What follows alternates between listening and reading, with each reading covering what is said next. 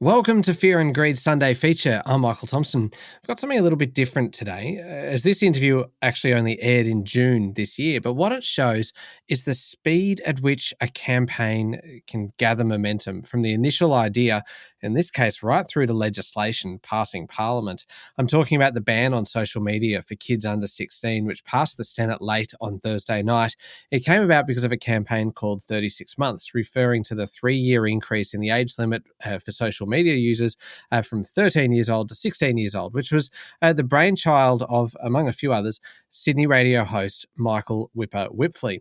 Now, there are plenty of concerns about whether the legislation has been rushed through. It did have bipartisan support, but when it went to committee for a single day, it had an extraordinary 15,000 submissions, many raising concerns about the implementation of the ban, some suggesting that it could make teenagers feel perhaps more isolated, could even result in more personal data being handed over to social media companies in order to prove that someone is over 16.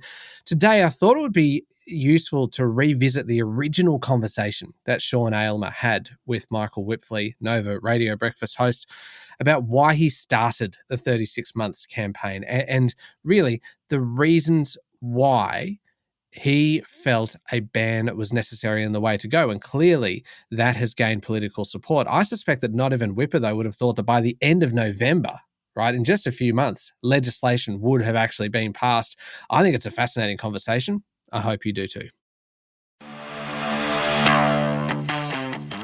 Welcome to the Fear and Greed Business Interview. I'm Sean Aylmer. Something a little different for you today. You might have noticed in recent weeks a growing campaign to limit the exposure of children to social media. Currently, kids are allowed to have their own profiles on most platforms from the age of 13, but there's a push to increase it to 16 when they may be a little more resilient, a bit less vulnerable, and better equipped to deal with what these platforms throw at them. The campaign is called 36 Months, representing the 3 years between 13 and 16. And one of the organisers of the campaign is radio presenter Michael Wipfli, better known as Wippa, in fact, universally known as Wippa, 1/3 of the Nova Sydney breakfast show Fitzy and Wippa with Kate Ritchie. Of course, Fear and Greed is a proud partner of Nova Entertainment. Wippa, welcome to Fear and Greed. Sean, thank you, mate.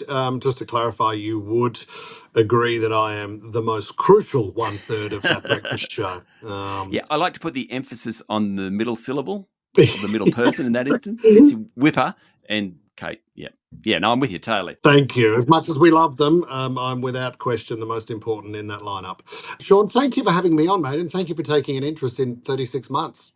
So 3 extra years, how much difference would it make between 13 and 16? Yeah, it would make a hell of a lot. There's two parts to it. And I think the first part is if we look at what goes on in the adolescent years and how challenging that is, when you throw social media and smart algorithms into the mix, when you have vulnerable kids that are trying to discover themselves, that's a dangerous play. The other side of the coin is considering 36 months, that 3 years to give back. Like, what can we do in those 3 years if the kids aren't on social media? And what skills can they acquire and learn, knowing that if they choose to get onto social media at the age of 16, they can be armed with everything to expect and know what to do and how to handle themselves if required. So I suppose when I was reading up about 36 Months, my youngest is 15 and she is on social media. And that's exactly, I thought, how would I do it? And what would I do with all that spare time she has? It's a beautiful thing to talk about. And, there's some horror stories out there, as you'd know, Sean. And, a lot of those stories sort of led us to where we are now. But if we do consider the idea that 36 months is handed back, and that's a chance for families to reunite, that's a chance for kids to discover themselves, the program and the teaching in there. I want my kids, if when they're old enough. My eldest is 9, Ted's only 9 years old, but he's already talking about Snapchat. But I love the idea that he'll have the right teachings, that if he's approached inappropriately or he feels flat or left out or he feels judged, and at the moment, that's what the kids are doing. They constantly feel judged. And sadly, a lot of this is to do with teenage girls as well and young girls who constantly feel like on a daily basis they are being ranked. So they're being ranked on these platforms. They go to bed feeling judged and ranked, and then they wake up to see where they stand and how they're ranked on that morning. And then their day continues again. And that has had a huge psychological change and is causing great psychological damage. The amazing thing, even if you take it before the ages of 13, I think there was an e-safety commissioner report which said that kids aged 12 to 13 aren't just on one platform. Yeah. They're already on average, they're using 3 different apps. I suppose the question is, has the horse bolted for kids that are 13 now? And are we talking about the 5 and 6 and 7-year-olds and doing what we can for them? It's a great point, because I think if you were to bring this law in, which we're hoping we can push through, and I think we'll get there, you have to consider that those that are sort of in, you'd have to grandfather it. Those that are in, and then those that are under, I mean, that would be a government decision. Those that are under aren't. So it would be an investment in the future for our kids. But you know what? Even just doing that, if you consider, Sean, changing the law to 16, that's one thing. Enforcing it in the platforms, that's another thing. But at least it would give the power back to the parents. It would be You'd be able to sit there as a parent and say, no, you don't do that, because it's the same as robbing a bank or, I don't know, shooting a gun. You don't do that because it's illegal, guys. Yeah, that's drinking under the age of 18. Yep. Correct. I mean, imagine if it was just left to the parents. So you could go down to the bottle shop and walk in there and grab a bottle of whiskey and say, well, Dad said it would be all right. Yep. That's just not how it should be. And now that it's been, so long, a good 10, 15 years of data, now's the time to pull the trigger on it and be brave enough, and as a government have the guts to say, we now have the data that says this does not work. Social media has its place. Absolutely. Smartphones have their place. That's not a war against social media or smartphones. It's a war against trying to preserve our kids' mental health in those ages of 13 to 16.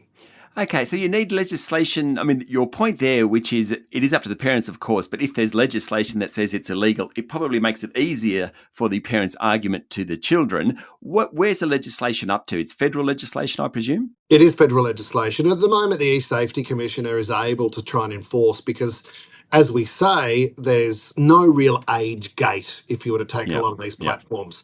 There's a parental law out of the US, which was governed in 1998, which roughly has the age of 13.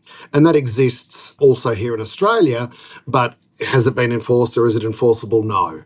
So what we need to do is lift that to 16, make it hardcore, make it illegal that you can't be on these platforms up until the age of 16, and therefore have it understood by everybody.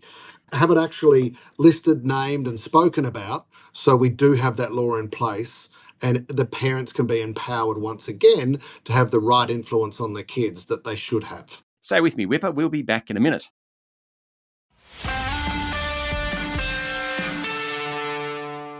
I'm speaking to radio presenter Michael Wipfli. What about platforms like Meta, which of course is Facebook and Insta, and TikTok and Snapchat and LinkedIn? Well, probably LinkedIn isn't quite appropriate or isn't relevant. But what about those platforms? Have you had any engagement with them? Because it's against their interests, I'd imagine.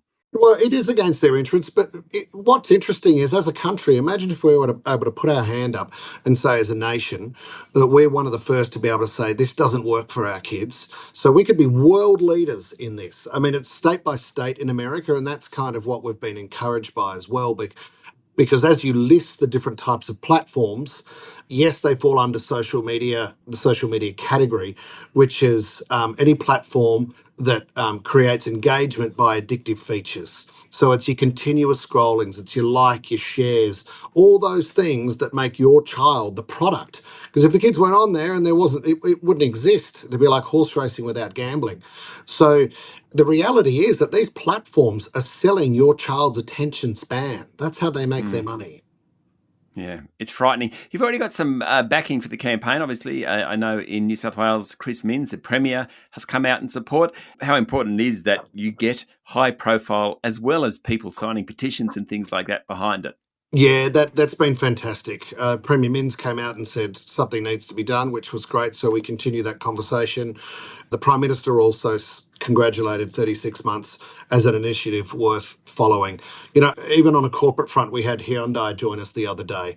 They put their hand up they've got a program which is called Progress for Humanity, and that certainly aligns with what we're doing at 36 months. So we're encouraging people to go to 36months.com.au to sign the petition, but also we're throwing it out there as well. And this has been a great reality check. We've been encouraging people on Instagram, and I do see the irony. We're encouraging them to post a photo of when they were 13. And that's a great reality check, because you look back at that photo, and I certainly know at the age of 13 for who I was, as I stood there in my Hard Rock Cafe t-shirt at a tennis lesson, I know that I wouldn't have been mentally able to handle the impact and the challenge that social media can bring on young minds. What's the size of the prize here? If we can get the age to 16 and we can limit, if not totally abolish, use of social media for kids under that age, what is the prize? The prize for me is being able to hand out the education required. The prize for me is being able to give the kids back to the families and the parents, because if you could imagine having a stranger come into your house who then chooses what they're going to show your kids to influence them, that's really what you're doing. You're inviting your kids into another world where they're attracted by the smart algorithm. So if you can cut that off and say, hey, come back into the family, come back into this world, and learn the skills through 36months.com.au, we can give you the skills that will actually take you into that next phase of your life. And the other thing is too, once you're given back and once you're out of that world of social media as a young person, you don't realize, but the natural skills and the resilience that you need in life that's organically created by you doing other things with your friends is huge. So that parental free play amongst peers is another part to this.